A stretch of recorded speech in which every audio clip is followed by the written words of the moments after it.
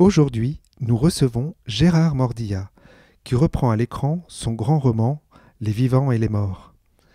Tourné dans la région, il se révèle d'une actualité poignante.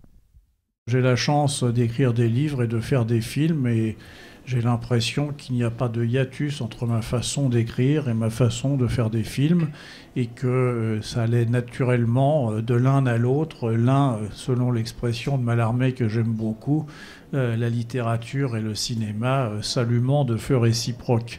Alors ensuite, c'est sûr qu'il ne suffit pas de mettre des numéros de séquence à la place des paragraphes pour que ça puisse être tourné. Parce que tout simplement, les nécessités du jeu, les nécessités de la parole ne sont pas du tout les mêmes que celles de la nécessité de la parole écrite dans le cadre d'un roman.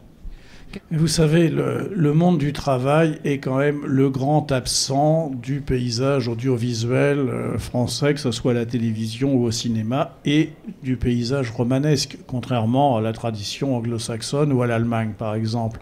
C'est-à-dire que la France, d'une certaine façon, a horreur du réel. Et donc on continue à produire des séries interminables sur les châteaux bordelais où la belle-mère a essayé d'étrangler son beau-fils pour accaparer ça.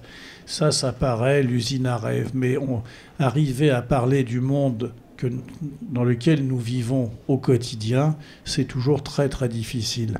Et que ce soit à Aix-en-Provence, à Rennes, à Bitche, à Metz, ici dans le nord, dans le sud-ouest, partout, j'ai toujours trouvé des gens qui avaient le sentiment que j'avais raconté leur propre vie, mais tout simplement parce que j'ai écrit ce livre non pas à partir d'un cas précis, mais à partir d'un modèle économique, hélas, devenu banal. Et sur ce modèle économique, j'ai écrit cette histoire, j'ai écrit les destins de ces hommes et de ces femmes, et bien entendu, il était finalement pas si compliqué que ça de s'y retrouver, de s'y reconnaître.